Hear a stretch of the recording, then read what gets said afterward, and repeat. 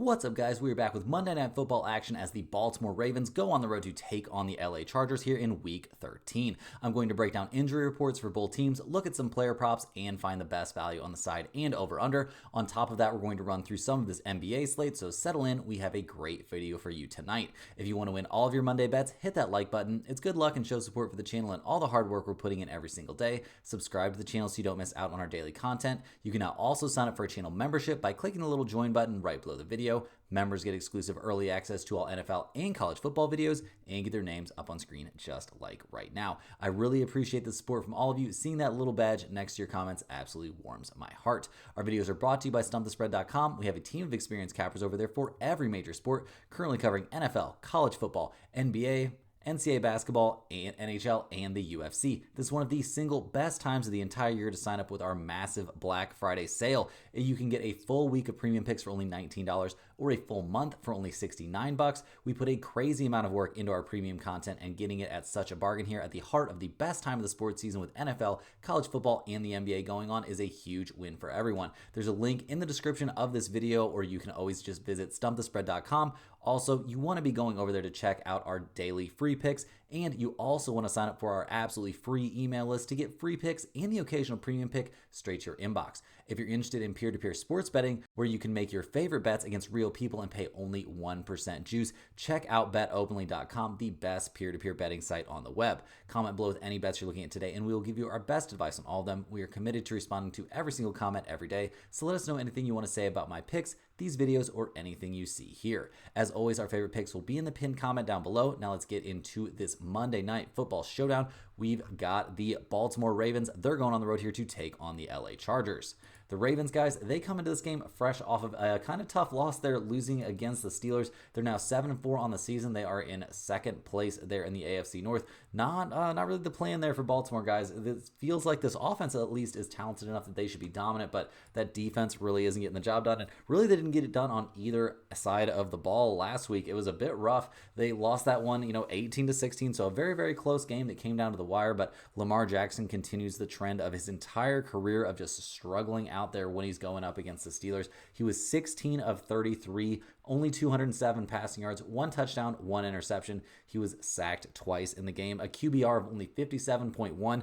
Just not a very good day out there for a guy that was looking like a runaway MVP candidate. That was a rough outing. So definitely feel like we're looking at him in something of a bounce back situation. He did run the ball 4 times for 46 yards, so he did some positive things there on the ground. We also saw Derrick Henry not get a ton of touches, guys. He had 13 carries for 65 yards. He did average 5 yards a carry. He did have a rushing touchdown in this game, but yeah, just not the steady diet of Derrick Henry that we're used to seeing. And 31 of those yards came on 1 carry. So overall, he was struggling. Breaking off one big long yardage kind of run can really turn your numbers around for the day. So not a banner day for Derrick Henry, just not a banner day in general for this offense, putting up only 16 points, well below what we expect from them on a normal basis. We saw Isaiah Likely actually lead the team in receiving yards with 75, but he only caught 4 of 5 targets. His longest catch was 42 yards. That was a nice chunk, but it was really a tough day out there. Like, this is an offense that I'm used to seeing be much, much better. Zay Flowers didn't have an amazing day. He did catch a touchdown pass, but only managed to reel in 2 of his 6 targets. That is a big problem, guys. He is in bounce back territory as well.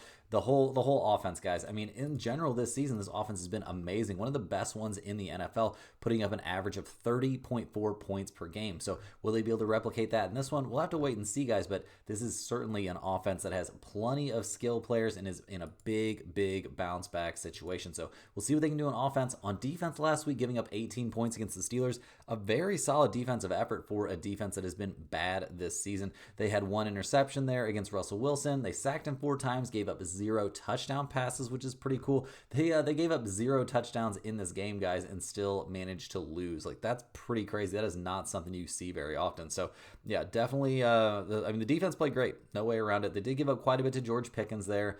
Najee Harris had only 63 yards and 18 carries, so they were good against the run. Generally speaking, guys, we're not feeling too bad about this Ravens defense at the moment. Could that change drastically, in a couple of quarters of a game? Yeah, it definitely could, but it seems like maybe they're getting some things figured out. hopefully that is actually the case for them, guys. And looking at their injury report for this week, we see on offense, they're looking pretty healthy overall. We do see Taylor Linderbaum, their starting center. He's on the injury report. That can be a big deal in both the passing and running games if he ends up unable to go. But he was limited in practice, so clearly the back issue continues to bother him. But it's also like this isn't a 0% chance that he plays in this game. I'd say it's close to 50-50. Just going to have to stay updated on that, closer to game time, because they're not going to be telling us right now. So we'll see how his availability works out in terms of the running game. We expect good things from Derrick Henry. On defense, the Ravens have been bad this season. They have both Travis Jones and Roquan Smith on the injury report. It looks like Smith might be closer to doubtful with his hamstring issue, as he didn't even practice in a limited fashion there on Saturday. So we'll see if either one of these guys are available. I do think there's a solid chance that at least one of them ends up missing this game, which obviously, if you've got a bad defense, you don't want them to be banged up. So we'll see what they can do here, going on the road to take on the Los Angeles Chargers, who come into this game 7-3 on the season, fresh off of that 34-27 win there over the Bengals. And the Chargers have pretty quietly won 4 games in a row.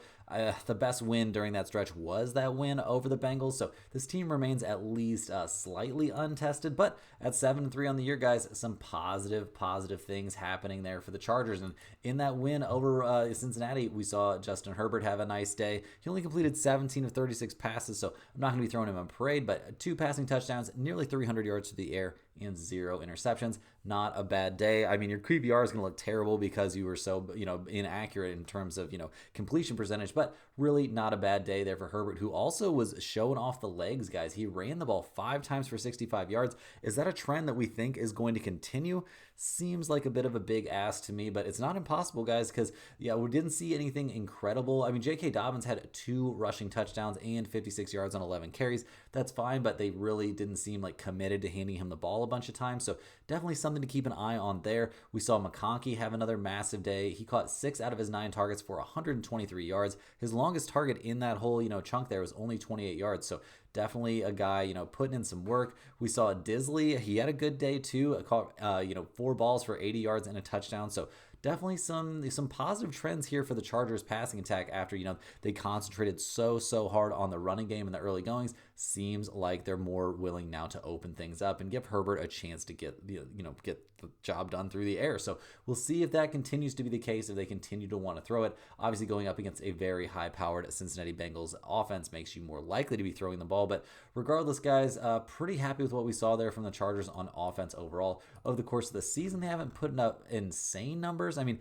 18th in the NFL, scoring 22 points per game. Like, that's not awful, but I'm not going to throw you a parade for, not even scoring 20 points per game on average. So yeah, liked what we saw from them last week on offense. We'll see if that's the new normal. On defense, they had a rough time out there against Joe Burrow and company. He had 356 passing yards, 3 touchdowns, 0 interceptions. They struggled against Chase Brown. He had 86 yards on 22 carries. Really not a good day out there for a Chargers defense that's been very good overall this season. It's been, regarded as their biggest strength this season. They're first in points against this year, giving up 14.5 points per game. But when you look at their schedule, guys, all of a sudden you're like, oh, they've been putting up incredible defensive numbers against teams like who? Like who's the toughest team they've beaten this season? It's either the Bengals, maybe their win at the Broncos, guys. I mean, they lost at the Steelers, they lost against the Chiefs. I mean, they just don't have any good wins on the resume. So we'll see what happens here with the Chargers on offense and on defense, guys. We're going to have to take a look here at that injury report because offensively, the Chargers, they're almost fully healthy. The exception, and it could be a big one, is McConkey, guys. He's dealing with a shoulder injury. He was limited in practice all week long, and as their clear number 1 wide receiver option, his availability is a very, very big deal. So going to be having to monitor that leading up closer to game time. It seems still very up in the air. On defense, the Chargers have a few starters on this report. Denzel Perryman, he's going to be out with his groin issue, just being the tip of the iceberg here for this injury report, guys. Mack is also questionable with his groin issue. He's been practicing in a limited fashion, so I think he will probably play. Cam Hart is likely to play coming off his concussion, as he was a full participant in practice there on Saturday. But guys, it's a crowded injury report there for the Chargers on defense, and coming off of not their best effort, I'm starting to have some question marks about this defense. So yeah, moving on to the weather report for this game. Obviously, we're playing in a dome, so no major weather concerns. The Ravens players probably going to be enjoying this a little bit slightly warmer, but still cloudy and rainy day there in Inglewood, California. Winter is coming on for the rest of the country, but that is not going to be a big problem in this game at all. Looking at some trends for this one, guys, we see the Ravens, they are 5-5-1 against the spread this season. They're actually 9-2 to the over, which is an NFL best number to the over. The Chargers are 7-3 against the spread this year. They are 7-3 to the under. So we've got, mixed trends there towards the over-under. The Chargers have been a good team against the spread, but guys, we have seen some movement here on the spread, and now that this number is under 3, we have to be taking the Ravens here at -2.5. Lamar and Harbaugh are a much better, duo here when they're underdogs or small favorites, and this number getting under that super important number of 3 is a very big deal for me. Lamar Jackson leads the NFL in passer rating, and I know the Chargers are the best defense in the NFL in terms of points allowed per game, but I'm not going to overreact to that here as they have played a very weak schedule, and legitimately their best win being against a Denver in a close game, or that last week that shootout there against the Bengals. So I do like the Baltimore Ravens here at -2.5. If that goes back up to like 3.5, then you might have to start thinking about the Chargers a little bit. But right now, we definitely like the Ravens to get the winning cover. In terms of the over-under for this game, I'm going down with the ship here. I'm taking the under. The Chargers are a very good defense despite only facing bad teams. Baltimore's going to want to run the ball, and that's the main focus of this Chargers offense. So give me a slight lean here towards the under for the last time this week, and possibly the last time ever if this under doesn't hit for us in this game. But the over-under not going anywhere near the pinned comment. Our main bet on this game is going to be the Baltimore Ravens -2.5. And we have some player props that I definitely like a lot, guys. The first one up is Will Dissly over 44.5 receiving yards at -105. He had 80 yards last week on 6 targets. I think he could get a few more targets even this week with how well that went. I think we see him having a big game, and at only -105, that's a pretty reasonable price if you ask me. In terms of, some nice Lamar Jackson props, there are a couple that I like actually. First up, I like him under 7.5 rushing attempts at -120. He's had 7 or less 3 weeks in a row. I don't think they need him taking off a ton. He's pretty, judicious with it. He doesn't have to do a ton of running, and when he does, he's very effective. So just sprinkling in the occasional run, I do think that's going to be totally fine. I think we see him, at 5 or 6 rushing attempts. He'll probably have, 40-ish yards on those rushing attempts, and that'll be all they really need. He's going to get the job done through the air in this one, and that leads me to our next prop that we like for Lamar Jackson. I like him here at over 249.5 passing yards at +115. That is a fantastic price. He was over 280 yards for 4 weeks in a row before that, that bad performance last week where he only passed for 207.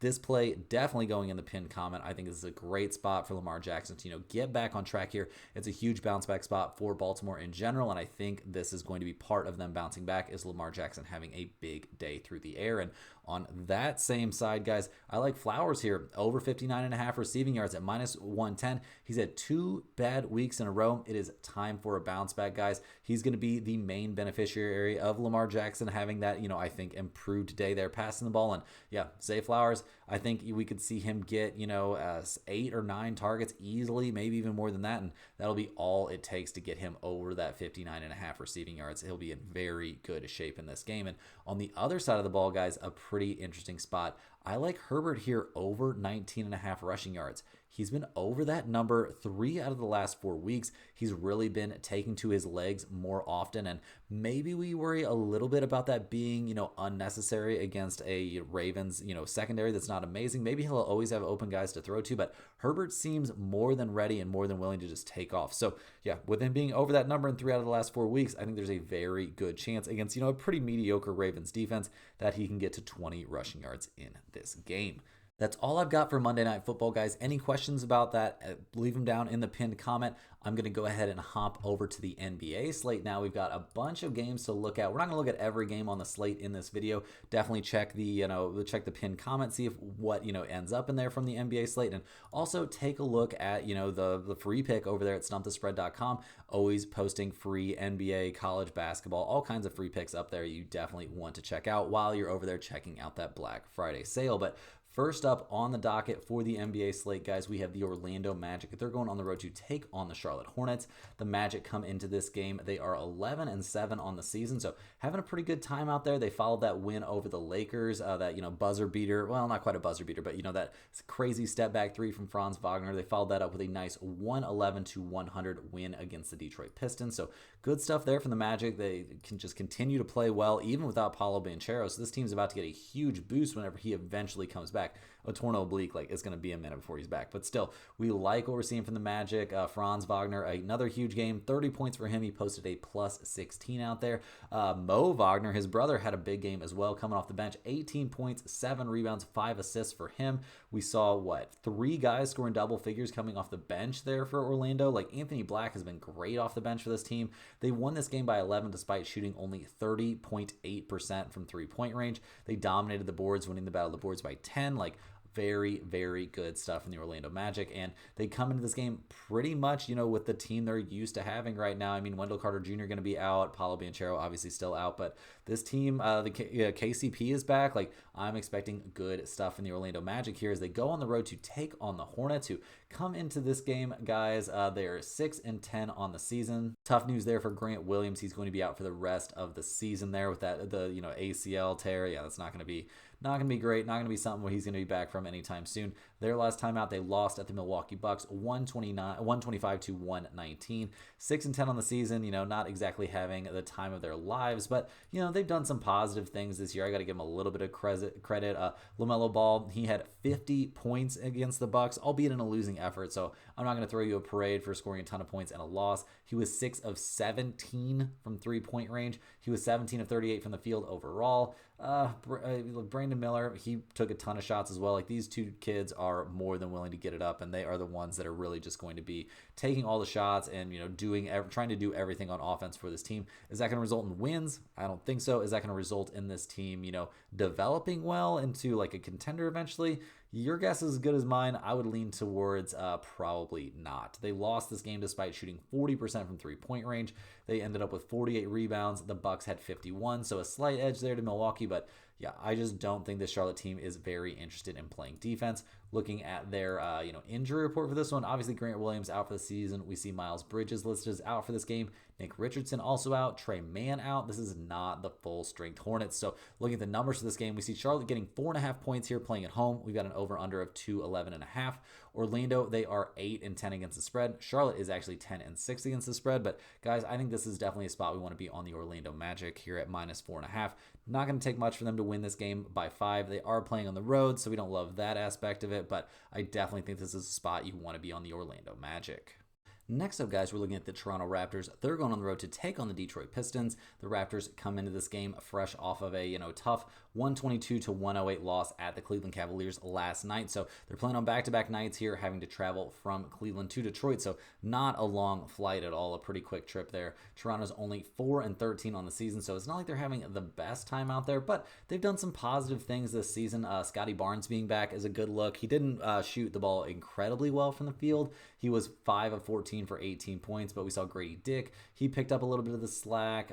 We saw Toronto only shoot 30.8% from 3 in the game, which kind of messed up what could have otherwise been a decent performance from them. They got outscored by 8 there in the fourth quarter, where this game would have looked a little bit more competitive, on the in terms of the final score. We don't love exactly what we saw from the Raptors in this game, but I do expect them to bounce back a little bit. We've seen huge games recently from RJ Barrett. Jakob Poeltl has put up some huge games. He had 19 rebounds in this one. Jonathan Mongo put up 13 points off the bench. Chris Boucher put up 10 points off the bench. This squad has some pieces, guys. I mean, Barnes, Jakob Poeltl, RJ Barrett, Grady Dick's played well. They need to get quickly back. This can be a good team, but right now they just aren't really, all together, all out there. We see, Grady Dick on the injury report for this one. He's listed as, he might end up playing in this game. We don't really know. He left the game against the Cavs early with left calf soreness, so I would be guessing he will very likely be sitting this game out. So we don't really know who they're going to have available, but it appears we're going to have, a Scotty Barnes, RJ Barrett, Jakob Poeltl starting lineup. No Quickly or anything like that, but We'll see what it looks like out there. They've done some positive things this year. We'll see what positive things they can do here going on the road to take on the Pistons, who have dropped 3 in a row, losing to the Bulls, Hornets, and Magic over that stretch. They just lost that one against the Magic, pretty handily, losing by 11 points. We didn't love a lot of what we saw there from the Pistons. I mean, Marcus Sasser had 13 points off the bench. Ivy and Beasley both played well there in the starting lineup. Obviously, not having Cade is a big deal for this team. He's currently listed as day-to-day. He's doubtful for this one against the Raptors, so it seems like we're not going to have Cade Cunningham out there. So an interesting game to me, to be honest. The Pistons are -5. We've got an over-under of 224.5. Toronto's actually 3-1 against the spread on no rest. Detroit's 9-8-1 against the spread in general this season. I'm leaning a little bit towards the Raptors in the points, guys. They're getting 5 points here. I mean, it's not a massive amount, but the Pistons without Cade, without their best player, I definitely have some questions about that. Grady Dick missing this game isn't great, but I honestly feel like Toronto might have the more talented roster right now. And unless we see like Scotty Barnes or RJ Barrett sitting out, I think we want to be on the Raptors and the points in this game.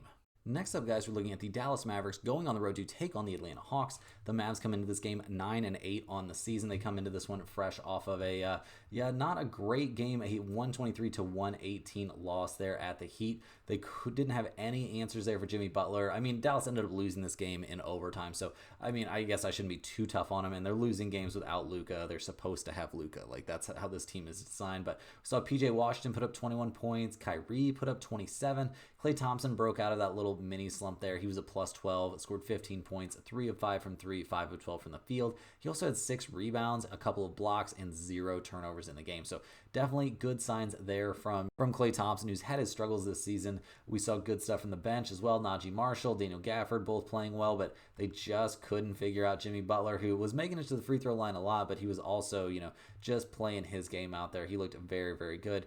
Bam played great. Tyler Hero, an inefficient shooting night for sure, but he played relatively well.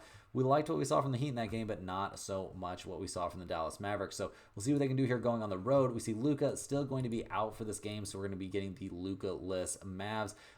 He's getting close to being reevaluated, but a right wrist strain, that's pretty tough. You're going to need that wrist to work, for that jump shot. So we'll see how things go there. Other than that, they're healthy for this game as they go on the road to take on the Atlanta Hawks, who come into this one fresh off of a 136-122 loss there at the Chicago Bulls. So that probably doesn't feel great. The Hawks only 7-10 on the season. Ricochet had a pretty mediocre game. He only played 16 minutes. He's dealing with an injury. It seems like he's going to be fine now, but not a great game from him. Jalen Johnson, Trae Young, they both played well, but Trae continues to struggle with his jump shot. They had a slight rebounding edge there against the Bulls, but they just played no defense. And you play no defense, even against a team like the Bulls, you're usually going to pay the price. So looking at Atlanta's injury report, it's pretty clean coming into this one. Trae Young should be good to go. Ricochet is going to be in the starting lineup, apparently. Dyson Daniels still doing his thing out there on defense. That offense could still use a little bit of work, but doing his thing. So we'll see what the Hawks are capable of in this game, guys. The odds makers actually have the Hawks as 2-point favorites, with Dallas playing an overtime game last night in Miami. So definitely want to be taking a look at the Hawks here. It's a big, it's a tough spot there for Dallas. We need to see that, updated, who's going to be active, who's going to be inactive for this one. Because, Dallas is 2-1 against the spread on no rest this season. They're getting 2 points here playing against the Hawks. Definitely going to have to stay updated on that one, guys. We will be checking the pinned comment. Anytime it's an NBA video or there's NBA picks in a video, you got to stay updated on that pinned comment throughout the day, because we could be adding stuff in when injury news breaks. Next on the docket, guys, we've got one of the most exciting games of the night. We've got the LA Clippers going on the road to take on the Boston Celtics. Both of these teams played last night, so both will be playing on no rest. Boston played last night, but they were at home against Minnesota, so they did not have to travel at all for this game. In that 107-105 win they had against the Timberwolves, a very solid win there for sure. We liked what we saw from the Celtics. Pretty good stuff there from Jaylen Brown. He had 29 points, 10 of 18 from the field. Tatum took, a lot of threes, 12 threes, but he made 5 of them. 26 points, a +7 there from Tatum. A very short Celtics bench. We didn't see a lot of positive things coming from the bench, which is weird for Boston. usually a very productive bench unit, but that was not the case in this one. Boston shot 56 threes. They made 21 of them. That was enough for them to win the game, despite getting out-rebounded, despite giving up 28 points there to Anthony Edwards and 23 to Julius Randle. Rudy Gobert, a mediocre, 10 points and 20 rebounds for him. I don't know, guys. I'm just not sold on this iteration of the Timberwolves, but yeah, they take another loss here. So yeah, Boston playing at home in this one. They're going to be welcoming the LA Clippers, who are coming to town. They continue to find success without Norman Powell, guys. It hasn't mattered. They got the 125-99 win there at the 76ers last night. So they played in Philadelphia. Now they're playing in Boston. So yeah, not too harsh of a travel situation there. You're not going too far. Definitely Boston traveling much farther, going from Minnesota to Boston than we see the Clippers traveling going from Philly to Boston. So kind of expecting decent stuff here from the Clippers as they continue to play well. In that blowout win, we saw Harden put up 23 points, but it's been more of a team effort here for the Clippers overall. I mean, I don't know if they're ready to go up against a team that's Boston's caliber, but Derrick Jones Jr. continues to play well. Zubac is putting up good numbers. He had a plus 35 in that game. The bench has been great there for the Clippers. I mean, we saw 13 points there from Terrence Mann. We saw 11 points from Kevin Porter Jr. As a team, they shot 12 of 30 from three-point range. That's 40%, and they had a significant edge on the boards, albeit against the Philadelphia 76ers, a floundering, struggling team, but still very good things going on for the Clippers, who come into this game healthy there, except for Norman Powell. We don't see basically anybody on the injury report there for Boston, but will that be the case, once it gets closer to game time? We'll have to wait and see. We see the Clippers are getting 10 points in this game. We've got an over-under of 220 and a half. Yeah, guys, the Clippers are 2-2 against the spread on no rest this season. They're 12-6 against the spread this year overall. Boston is 1-1 against the spread on no rest this year. They are 7-10 against the spread this season. Guys, I think this is a great spot to take the Clippers as an underdog in this one, getting 10 points. I know Boston is a sketchy team to bet against. They could just have one of those nights where they make like 35 three-pointers and then you have no chance. But I don't think that happens here against the Clippers, and especially with the Celtics having tired legs and just being tired in general, having, a game and then having to travel so far. So definitely give me the Clippers and the points in this one. Next up, guys, we've got another game I'm very excited to watch. We've got the New York Knicks going on the road to take on the Denver Nuggets. The Knicks come into this game, guys, they're fresh, coming off of a 121-106 loss there at the Utah Jazz. They just got slammed there by the Jazz. Pretty crazy. They didn't have any answers for Markkanen. OG Anunoby actually led the Knicks in scoring with his 27 points. Jalen Brunson had a fine night, put up 23, but just not enough. This bench continues to look very, very slim there for the Knicks, and if the starting unit doesn't absolutely have it, it's going to get pretty bleak. Cat put up 16 points, 16 boards, and a minus 34. The Jazz just shot him out of the gym, guys. Utah shot 55.9% from three. Markkanen, 5 of 8 from deep. Colin Sexton, 6 of 8 from deep. So definitely needs to be a bounce back night here for the Knicks. They need to do a better job of defending that three-point line if they want to find, long-term success. But it was just a down night for the Knicks. Not something I think they should be terribly concerned about. What they do need to be worried about right now is Karl Anthony Towns being on the injury report and Miles McBride still being on the injury report. Also, they need to get Prestigious Tua and Mitchell Robinson back, but that's a whole nother deal. Cat comes into this game, guys. He's listed as questionable with that left calf contusion. He played 39 minutes there at Utah, so is he going to be available for this game? My lean would be yes, but definitely something to monitor heading up to game time. Miles McBride is still questionable with his ongoing knee thing. We haven't seen him play since back on the 13th. They need him out there in that bench unit, guys. That bench unit is not good without him. So we'll see when he gets back. It's going to be very, very important to get him back here as they go on the road to take on the Denver Nuggets, who are 9-6 on the season. They're coming off a 127-102 beat down against the Lakers. I believe we had Denver as a free pick on that game. Hope you guys got on that one. Jokic put up 34 points. Michael Porter Jr. put up 24 points. A big, big night there for Denver. I mean, we saw great stuff from Jokic. No surprise there, putting up almost a triple-double. He only had 8 assists in the game. He did have 6 turnovers, so not his best effort, not his most efficient effort, but as a team, we saw the Nuggets shoot 50% from long range. They won the battle of the boards convincingly there against the Lakers, who kind of looked lost in this game. It was a weird one out there for the Lakers, who looked pretty bad. Jamal Murray, plus 20, but only 14 points, but an efficient shooting night. Maybe things are starting to turn around a little bit for him. We saw Russell Westbrook play really, really well coming off the bench. That could be a huge boost for the Nuggets if he can do that on a consistent basis. So looking at this, matchup, we see the Nuggets are actually 3.5-point favorites here, which kind of makes me think that we're trending towards Cat not playing in this game. And we've got an over-under of 232.5. The Knicks 7-8-1 against the spread this season. Denver 8-6-1 against the spread. I'm leaning a little bit towards the Nuggets here at -3.5. If we get confirmation that Cat's not playing, I do expect that number to move. And, I still would like Denver quite a bit in that spot, but we just have to wait and see, guys. Too many unknowns right now with Cat being on the injury report there for the Knicks. But generally speaking, I'm leaning towards the Nuggets playing at home in this one. Last but not least here, guys, we got the Oklahoma City Thunder. They're going on the road to take on the Sacramento Kings. The Thunder come into this game, guys, playing pretty well in the season. They're 12-4 overall. They did just snap a little 2-game losing streak with that 109-99 win there against the Portland Trail Blazers. In that win, guys, we saw some pretty positive stuff there. I mean, it was, not that crazy when they scored 109 points, but yeah, Jalen Williams played great. SGA played great. Loving what we're seeing from, the bench in general. I mean, we saw 3 double-digit scores coming off the bench. Hartenstein getting in the mix, guys. 14 rebounds for him, 3 assists, 13 points. He was 6 of 12 from the field in his 29 minutes. They're ramping him up. This dude's going to be in the starting unit very, very soon. He could end up starting in this game, so we'll see how that goes. But yeah, having Hartenstein back, giving them an actual big man is a huge deal here as they wait for Chet Holmgren to come back. This team's going to be nuts once they get fully healthy, guys. Absolutely nuts. And having Hartenstein out there is going to make things way easier for Jalen Williams and SGA. This team is going to go nuts out there. They won this game by 10 points despite shooting only 29% from three-point range. They gave up a slight edge there on the boards, but right now, guys, I'm very excited what I'm seeing from the Thunder. They come into this game, obviously not fully healthy. They got to get Caruso back. They got to get Isaiah Joe's listed on there as day-to-day, but they really need Chet Holmgren back. That's going to be what helps this team reach their final form. We'll see what they can do here going on the road to take on the Sacramento Kings, who are having a rough time this season, 8-9 overall. They played last night at home against Brooklyn, so they had to, they didn't have to travel, but they are playing on back-to-back nights, and they took the 108-103 loss against the Brooklyn Nets. Cam Thomas had 34 points in the game, and the Kings just didn't really have any good answers, guys. I mean, in that loss, we only saw him put up 103 points. That's not what's supposed to be happening. The Kings are getting healthy. DeRozan played in this game. Sabonis played in this game. Obviously, De'Aaron Fox played. He's an Iron Man.